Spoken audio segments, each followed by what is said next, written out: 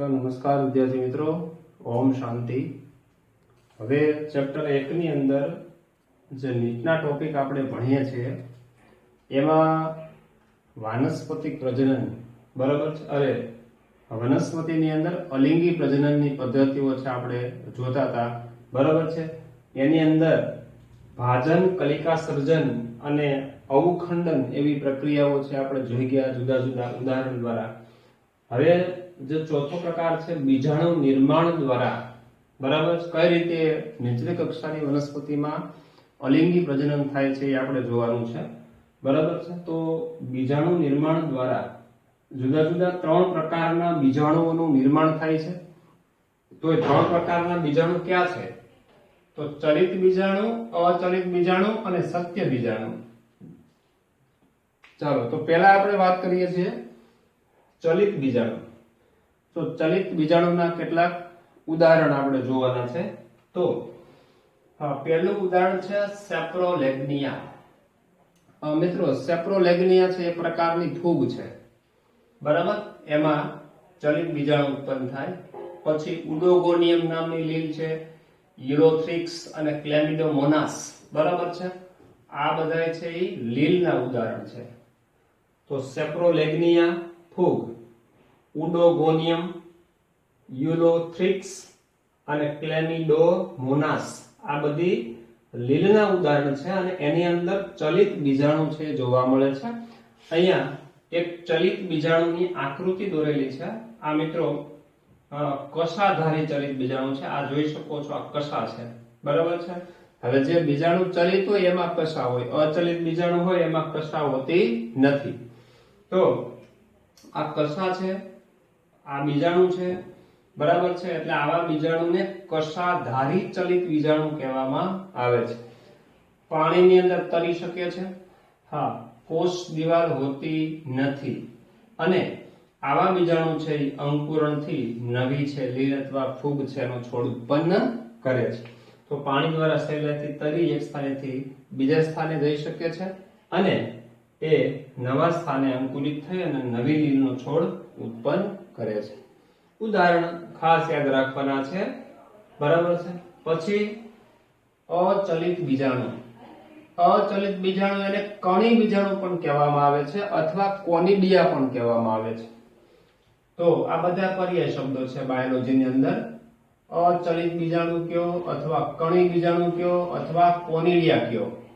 આ જે સ્થળજ જીવ છે, બરાબર છે? સ્થળજ, ખાસ કરીને ફૂગ, બરાબર? એના ઉદાહરણો જોઈએ તો કે એસ્પરજીલસ, પેનિસિલિયમ અને મ્યુકર, આ બધી જુદી જુદી ફૂગ છે। હવે આ ફૂગની અંદર છે મિત્રો જે બીજાણુ ઉત્પન્ન થાય છે એ અચલિત બીજાણુ હોય છે। દાખલા તરીકે જોઈ શકો છો કે ભાઈ પેનિસિલિન નામની ફૂગ છે, બરાબર? એમાં આવા કણી બીજાણુ છે ઉત્પન્ન થાય છે। હવે જ્યારે છોડ ઉપર આ બીજાણુ પરિપક્વ બને એટલે આ બીજાણુ છે જમીન ઉપર ખરે છે। માની લો કે આ બીજાણુ છે બધા જમીન ઉપર ખરે છે। હવે ભેજવાળી જમીન હોય તો એ ભેજવાળી જમીનની અંદર ખરે એટલે સ્વાભાવિક છે, બરાબર? અનુકૂળ પરિસ્થિતિ હોય એટલે બીજાણુનું અંકુરણ થાય, હા, અને બીજો છે આ નવો છોડ છે ને આ ઉત્પન્ન થાય છે। તો બીજાણુ દ્વારા નવો છોડ ઉત્પન્ન થયો એટલે આને શું કહેવાય? બીજાણુ સર્જન દ્વારા અલિંગી પ્રજનન કહેવામાં આવે છે। હવે આ જે બીજાણુ ઉત્પન્ન થાય છે એ બીજાણુ કેટલાક અનુકૂલનો ધરાવે છે। કેટલાક અનુકૂલનો ધરાવે એટલે કે વજનની અંદર આ બીજાણુ છે હલકા હોય છે। વજનની અંદર હલકા હોય છે એટલે થાય શું? એ ઉડીને એક સ્થાનેથી બીજા સ્થાને જઈ શકે, પવન દ્વારા ઉડી શકે એટલે હલકા હોય છે, બરાબર? હા, એટલે કે દૂર સુધી એ બીજાણુ ફેલાય અને ત્યાં વનસ્પતિના અલિંગી પ્રજનન દ્વારા નવા છોડ ઉત્પન્ન થઈ શકે।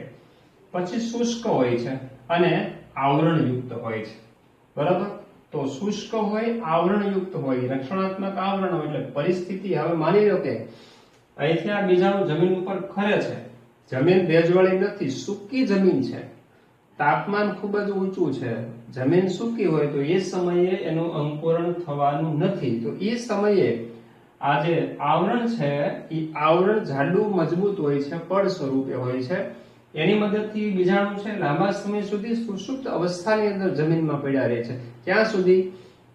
તો કે જ્યાં સુધી અનુકૂળ પરિસ્થિતિ પ્રાપ્ત ન થાય ત્યાં સુધી. જ્યારે ભેજને અને અનુકૂળ પરિસ્થિતિ બધી મળે ત્યારે એનું અંકુરણ થઈ નવો છોડ છે એ ઉત્પન્ન થાય છે. તો આ ચલિત બીજાણુ છે એના અનુકરણો વજનમાં હલકા હોય છે, શુષ્ક હોય છે અને આવરણયુક્ત હોય છે. ચાલો ત્યારબાદ મિત્રો વાત કરીએ સત્ય બીજાણુ. હવે સત્ય બીજાણુ જે બીજાણુ ધાનીમાં ઉત્પન્ન થાય છે, બરાબર છે? બીજાણુ ધાનીમાં ઉત્પન્ન થાય એને કહેવામાં આવે છે સત્ય બીજાણુ. આ બીજાણુ જનક અવસ્થામાં ઉત્પન્ન થાય છે. બીજાણુ ધાની જે ઉત્પન્ન કરતી અવસ્થા કહેવાય છે ને બીજાણુ ધાની મતલબ બીજાણુ જનક અવસ્થા કહેવાય છે. કારણ કે વનસ્પતિમાં જન્યુજનક અવસ્થા અને બીજાણુજનક અવસ્થા બે અવસ્થા આવે, બરાબર? જન્યુ ઉત્પન્ન કરતી અવસ્થા છે ને જન્યુજનક અવસ્થા કહેવાય અને બીજાણુ ઉત્પન્ન કરતી અવસ્થા છે ને બીજાણુજનક અવસ્થા કહેવાય. તો બીજાણુ ઉત્પન્ન કરતી અવસ્થા હોય વનસ્પતિને એને બીજાણુજનક અવસ્થા કહેવાય. આ બીજાણુ અલિંગી પ્રજનનથી અંકુરિત થાય છે એટલે બીજાણુ પ્રાજનનિક થાય છે એવું કહેવાય છે, બરાબર છે? બીજાણુ છે પ્રાજનનિક થવું એટલે બીજાણુ અલિંગી પ્રજનનથી અંકુરિત થાય અને નવો વનસ્પતિનો છોડ બનાવે એટલે બીજાણુ પ્રાજનનિક થયું કહેવાય. એટલે કે વનસ્પતિનો નવો છોડ છે એ બની ગયો એમ. હવે આવી વનસ્પતિ છે, બરાબર છે, બે પ્રકારની છે મિત્રો, બે પ્રકારની. બીજાણુની દ્રષ્ટિએ વનસ્પતિ બે પ્રકારની. કઈ કઈ? તો કે સમબીજાણુક વનસ્પતિ અને વિષમ બીજાણુક વનસ્પતિ.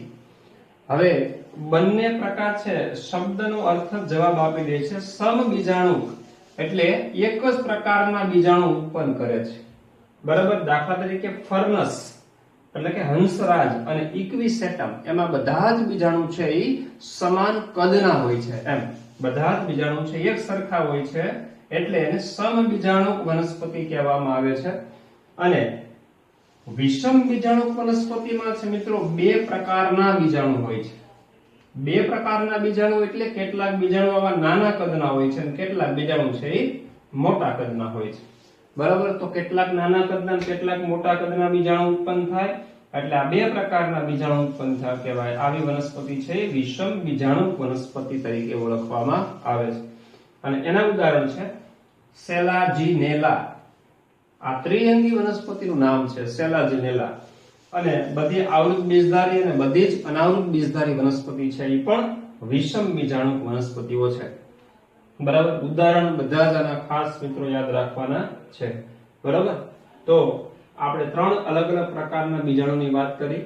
ચલિત બીજાણુના ઉદાહરણમાં સેપ્રોલેગ્નિયા, ઉડોગોનિયમ, યુરોથ્રિક્સ અને ક્લેમિડોમોનાસ. ચલિત બીજાણુ હોય છે કશાધારી હોય છે, બરાબર? તરી શકે અને અંકુરિત થઈ બીજે સ્થાને જઈ અને અંકુરિત થઈ શકે છે. અચલિત બીજાણુ અથવા એને કણી બીજાણુ અથવા કોનિલિયા કહેવાય. સ્થળજ ફૂગની અંદર ખાસ કરીને જોવા મળે છે. એસ્પરજીલસ, પેનિસિલિયમ અને મ્યુકર જેવી ફૂગની અંદર પરિપક્વ થાય, જમીન ઉપર ખરે, અનુકૂળ પરિસ્થિતિ પ્રાપ્ત થાય અને અંકુરિત થઈને નવો છોડ ઉત્પન્ન થાય છે. એના અનુકરણો ક્યાં? તો કે વજનમાં હલકી હોય, શુષ્ક હોય અને આવરણયુક્ત હોય છે. સત્ય બીજાણુ છે બીજાણુ ધાનીમાં ઉત્પન્ન થાય છે. બીજાણુ જનક અવસ્થા છે બીજાણુ ધાની ઉત્પન્ન કરે અને બીજાણુ છે અંકુરિત થાય એટલે બીજાણુ પ્રાજનનિક થયું કહેવાય. અને આવી બે પ્રકારની વનસ્પતિ છે સમબીજાણુક અને વિષમ બીજાણુ. એક જ પ્રકારના બીજાણુ ઉત્પન્ન કરે તો સમબીજાણુ, કેટલાક નાના કેટલાક મોટા એમ બે પ્રકારના બીજાણુ ઉત્પન્ન કરે તો વિષમ બીજાણુ. ફર્નસ અને ઇક્વિસેટમ છે એ સમબીજાણુકના ઉદાહરણ છે. સેલાજીનેલા બધી આવૃત બીજધારી અને બધી જ અનાવૃત બીજધારી વનસ્પતિના ઉદાહરણો છે એ વિષમ બીજાણુ પ્રકારની વનસ્પતિ છે. ચાલો, તો આ ટોપિક પૂરો થઈ ગયો. હવે મિત્રો આપણે વાત કરીએ વાનસ્પતિક પ્રજનનની પદ્ધતિઓ. હવે વાનસ્પતિક પ્રજનન અથવા જેને વાનસ્પતિક પ્રસર્જન પણ કહેવાય છે અથવા એને વૃદ્ધિ પ્રજનન પણ કહેવાય છે. તો વાનસ્પતિક પ્રજનનની પદ્ધતિઓ મિત્રો કેટલી કુદરતી છે અને કેટલી કૃત્રિમ છે, બરાબર? તો હવે કુદરતી પદ્ધતિઓ ઘણી બધી છે અને કૃત્રિમ પદ્ધતિઓ છે, બરાબર છે? આપણે ત્રણ જોવાની છે. તો પહેલા આપણે વાત કરીએ વાનસ્પતિક પ્રજનનની કુદરતી પદ્ધતિઓ. હવે કુદરતી રીતે વનસ્પતિમાં વાનસ્પતિક પ્રજનન કઈ રીતે થાય છે, બરાબર, અને ત્યારબાદ કૃત્રિમ રીતે મેન્યુઅલી આ પ્રજનન કઈ રીતે કરાવવામાં આવે છે, બરાબર. ઓકે, તો સૌથી પહેલા આપણે એ સમજીએ, યાદ કરી લો મિત્રો, કે ભાઈ વાનસ્પતિક પ્રજનન કહેવાય કોને. આ શબ્દ પેલા ક્લિયર હોવો જોઈએ. તો તમે જાણતા હશો, યાદ હશે, અને છતાં રિપીટ કરી લઈએ કે ભાઈ વાનસ્પતિક પ્રજનન એટલે શું. તો સાંભળો વ્યાખ્યા. વનસ્પતિના કોઈ પણ ભાગ દ્વારા વનસ્પતિનો નવો છોડ ઉત્પન્ન થાય, આ પ્રક્રિયાને વાનસ્પતિક પ્રજનન કહેવાય. હવે વનસ્પતિના ભાગો તો કે ક્યાં ક્યાં હોઈ શકે? મૂળ હોઈ શકે, પ્રકાંડ હોઈ શકે, પર્ણ હોઈ શકે, કલિકા હોઈ શકે, બરોબર છે, પુષ્પકલિકા પણ હોઈ શકે. કોઈ પણ વનસ્પતિના ભાગમાંથી જ્યારે નવો છોડ ઉત્પન્ન થાય એને વાનસ્પતિક પ્રજનન કહેવાય. તો હવે કેટલાક એના ઉદાહરણો છે આપણે જોઈએ, બરોબર છે. પહેલું છે શક્કરિયા, શતાવરી અને દહાલિયા. હા, એના મૂળ દ્વારા વાનસ્પતિક પ્રજનન થાય. એનો મતલબ એવો કે શક્કરિયાના મૂળ હોય એ જમીનમાં વાવવામાં આવે તો એમાંથી ને શક્કરિયાનો નવો વેલો છે, નવા છોડ ઉત્પન્ન થાય. શતાવરી અને દહાલિયામાં પણ એના મૂળ છે વાવવામાં આવે તો પણ એમાંથી નવા વેલા છે ઉત્પન્ન થાય છે, બરાબર. જાણો છો શક્કરિયા છે એ ખોરાક સંગ્રહિત મૂળ જ છે, બરાબર. સરળ પ્રકારનું સરળ સાકંદ મૂળ કહેવામાં આવે છે. પછી બટાકા, સુરણ, આદુ, હળદર, ડુંગળી, આ બધામાં પ્રકાંડ દ્વારા વાનસ્પતિક પ્રજનન થાય છે. આ બધા ખોરાક સંગ્રહિત, બટાકા છે, સુરણ છે, આદુ, હળદર, બરાબર, આ બધા પ્રકાંડ છે, ખોરાક સંગ્રહિત પ્રકાંડ છે. હા, ડુંગળી છે, ડુંગળીનું પ્રકાંડ નાનું છે, ખોરાક સંગ્રહ નથી થતો, પણ એમાં વાનસ્પતિક પ્રજનન છે, બરાબર, એ પ્રકાંડ દ્વારા થાય છે. પ્રકાંડ જે એનું તો ડુંગળીનું પ્રકાંડ તો એકદમ ચપટું હોય છે, અહીં નીચે મૂળ તંત્ર હોય, અને જે ખોરાક સંગ્રહ છે એ ક્યાં થાય છે? પર્ણમાં થાય. તો આ જે પ્રકાંડ છે એના દ્વારા કલિકા સર્જન થાય ને એમાંથી નવો છે વનસ્પતિનો છોડ ઉત્પન્ન થાય. તો પ્રકાંડ દ્વારા એ વાનસ્પતિક પ્રજનન થયું કહેવાય છે, બરાબર. હા, બાકી તો જાણો છો બટાકા, તો બટાકા છે એની સપાટી પર આંખ આવેલી હોય છે. આ બટાકું હોય, આ બટાકાની સપાટી ઉપર આવા ખાંચા હોય છે. આ ખાંચાને આંખ કહેવામાં આવે છે, બટાકાની આંખ, અને એની અંદર કલિકા હોય છે. આ કલિકા દ્વારા, બરાબર, વનસ્પતિનો નવો છોડ, બટાકાનો નવો છોડ ઉત્પન્ન થાય, બરાબર. તો આ જે આખી રચના છે આને આંખ કહેવામાં આવે છે, અને એની અંદર છે એ આ કલિકા છે. આ બટાકાની આખી આંખ છે, બરાબર. એવી જ રીતે સુરણમાં પણ કલિકા દ્વારા, બરાબર, પ્રકાંડ ઉપર આવેલી કલિકા, આદુ અને હળદર છે એમાં પણ પ્રકાંડ દ્વારા વનસ્પતિક પ્રજનન થાય છે. પછી પાનફૂટી, જેને બ્રાયોફાઇલમ કહેવામાં આવે છે, બ્રાયોફાઇલમ, બરાબર, પર્ણ દ્વારા વાનસ્પતિક પ્રજનન થાય છે મિત્રો, બરાબર. બ્રાયોફાઇલમ, જે પર્ણની સપાટી હોય, આ પર્ણ છે બ્રાયોફાઇલમનું, તો અહીંયા કલિકાઓ આવેલી હોય છે પર્ણ ઉપર, બરાબર. તો એ પર્ણ ઉપરની કલિકાઓ વૃદ્ધિ પામી અને એમાંથી આખો નવો છોડ છે એ બનાવે છે. તો આ પર્ણ દ્વારા વાનસ્પતિક પ્રજનન થાય છે, બરાબર, પાનફૂટીનું પર્ણ. પછી કનક, જેને ડાયોસ્કોરિયા કહેવામાં આવે છે. કનક, ડાયોસ્કોરિયા, કક્ષ કલિકા દ્વારા વાનસ્પતિક પ્રજનન થાય છે મિત્રો. કક્ષ કલિકા દ્વારા, જો કનક છે, બરાબર,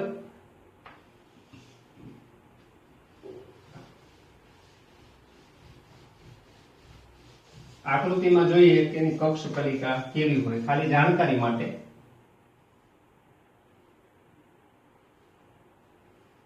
એનું પર્ણ આ પ્રકારનું હોય, અને અહીંયા એક મોટી આવી પર્ણની કક્ષમાં કક્ષ કલિકા હોય છે. આ એનું પર્ણ છે, કનક નામની વનસ્પતિ, ડાયોસ્કોરિયા. આ છે કક્ષ કલિકા. આ ધીમે ધીમે વૃદ્ધિ પામે, મોટી થાય, એમાં ખોરાકનો સંગ્રહ થાય અને વાનસ્પતિક પ્રજનનનું પણ કાર્ય કરે છે, બરાબર. એ જમીન ઉપર પડે, જમીન ઉપર ખરી પડે એટલે એમાંથી વનસ્પતિનો નવો છોડ છે એ ઉત્પન્ન થાય છે, બરાબર. તો ડાયોસ્કોરિયા કનકમાં કક્ષ કલિકા દ્વારા વાનસ્પતિક પ્રજનન થાય છે. જો કે એમાં બેવડા અનુકૂલન જોવા મળે છે. આ કક્ષ કલિકા છે વાનસ્પતિક પ્રજનનનું પણ કાર્ય કરે છે અને ખોરાક સંગ્રહનું પણ કાર્ય કરે છે. નેક્સ્ટ ઉદાહરણ જોઈએ, રામબાણ. રામબાણ એટલે કેતકી, આપણે સાદી ભાષામાં કહીએ છીએ કેતકી, બરાબર છે. ગ્રામ્ય વિસ્તારની અંદર ખેતર હોય તો ખેતરના પાળા ઉપર ઉગતી આ વનસ્પતિ છે, બરાબર. વિશ્વની અંદર સૌથી મોટામાં મોટો પુષ્પ વિન્યાસ છે, બરાબર, ધરાવતી વનસ્પતિ છે. 6 મીટર લાંબો પુષ્પ વિન્યાસ ધરાવે મિત્રો રામબાણ. ઓકે, 6 મીટર લંબાઈનો પુષ્પ વિન્યાસ હોય છે. પછી અબુટી એટલે ઓક્ઝેલિસ પ્રકારનું ઘાસ છે. તો એમાં પુષ્પકલિકા દ્વારા, બરાબર, પુષ્પની કલિકા હોય છે, તો પુષ્પકલિકા છે એના દ્વારા, આ પુષ્પકલિકા છે સમજો, તો પુષ્પકલિકા દ્વારા વાનસ્પતિક પ્રજનન કરી અને નવો છોડ છે ઉત્પન્ન કરે છે. ત્યારબાદ બીજું ઉદાહરણ જોઈએ, દુર્વા. હા, આ દુર્વા છે મિત્રો એક પ્રકારનું ઘાસ છે. આપણે જે લોન ઉગાડીએ છીએ ગાર્ડનની અંદર, આ એ પ્રકારનું ઘાસ. એમાં વાનસ્પતિક પ્રજનન છે ભૂસ્તારી દ્વારા થાય છે. ભૂસ્તારી, હવે જોઈએ આકૃતિની અંદર, ભૂસ્તારી અને ભૂસ્તારિકા. આ ભૂસ્તારી અને આ ભૂસ્તારિકા, જળ શૃંખલામાં ભૂસ્તારિકા હોય. હવે દુર્વા છે એ જમીન ઉપર ઉગતી વનસ્પતિ છે, ઘાસ પ્રકારની વનસ્પતિ છે. એમાં અહીંયા આવી રીતે આવી શાખા ઉત્પન્ન થાય, જેને કહેવામાં આવે છે ભૂસ્તારિકા. હવે એની ગાંઠ છે જમીનના સંપર્કમાં આવે, ત્યાંથી આવો નવો છોડ છે ભૂસ્તારીનો, દુર્વાનો છે, ઉત્પન્ન કરે છે, બરાબર. તો આ જે લંબાયેલી શાખા છે એને શું કહેવામાં આવે છે? ભૂસ્તારી કહેવામાં આવે છે. તો વાનસ્પતિક પ્રજનન આ ભૂસ્તારી દ્વારા થયો, નવો છોડ ઉત્પન્ન થયો કે નહીં. એવી રીતે જળ શૃંખલા છે, બરાબર, આઇકોનિયા પ્રેસિપિસ જેને કહેવામાં આવે છે, જલીય વનસ્પતિ છે, બરાબર. તો મિત્રો એના પર્ણ છે એ મોટા કદના હોય છે, બરાબર છે, મોટા કદના હોય, પાણીમાં ઉગતી વનસ્પતિ છે, મૂળ તંત્ર નબળું હોય. હવે એની પ્રકારની કક્ષમાંથી એક જાડી શાખા ઉત્પન્ન થાય, આવી જાડી શાખા ઉત્પન્ન થાય, ટૂંકી હોય અને જાડી હોય, બરાબર છે. એ નવો આવો છોડ છે એ ઉત્પન્ન કરે છે. તો આ જે ટૂંકી શાખા છે એને કહેવામાં આવે છે ભૂસ્તારિકા. તો ભૂસ્તારી છે એ લાંબી હોય, પાતળી હોય, આ છે ટૂંકી હોય અને જાડી હોય. આ જમીન ઉપર ઉગતી વનસ્પતિમાં હોય છે અને ભૂસ્તારિકા છે પાણીમાં ઉગતી વનસ્પતિમાં જોવા મળે છે. ત્યારબાદ મિત્રો વાત કરીએ હંસરાજ અને સ્ટ્રોબેરીની અંદર વિરોહ જોવા મળે છે. વિરોહ, તો વિરોહ છે એની આપણે રચના જોઈએ મિત્રો આકૃતિની અંદર, કે વિરોહ છે કેવી રીતે વાનસ્પતિક પ્રજનનનું કાર્ય કરે છે. તો હંસરાજનો છોડ હોય છે, આ હંસરાજ છે,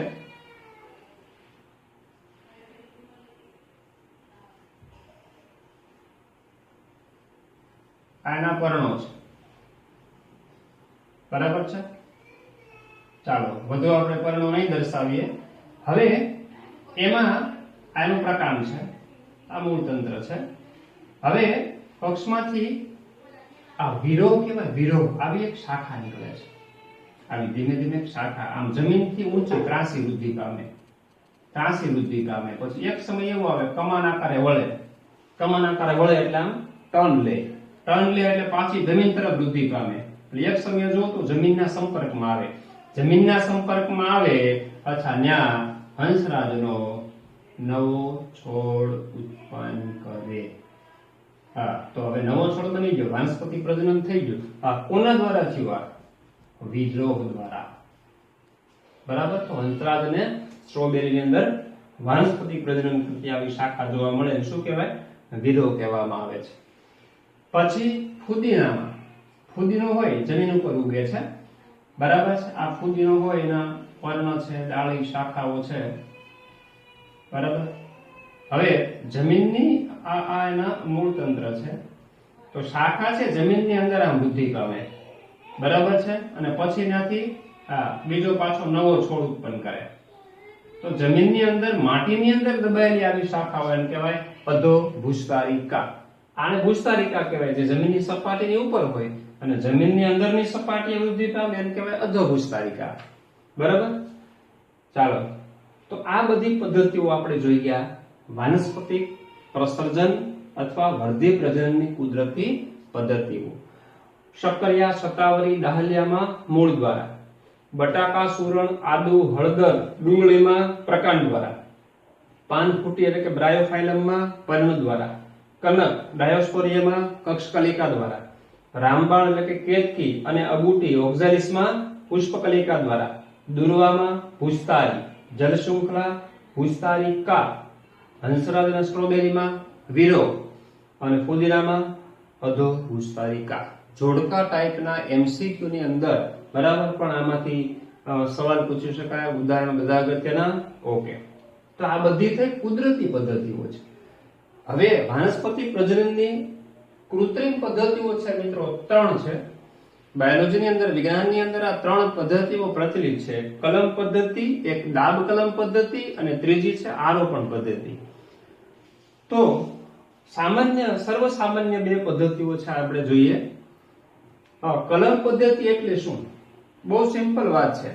કોઈ પ્રકાંડ હોય, એક બિલકુલ સાદું ઉદાહરણ સમજી લઈએ કે ગુલાબનો છોડ હોય, બરાબર છે. આ ગુલાબના પ્રકાંડ છે, આનું મૂળ તંત્ર છે, બરાબર છે.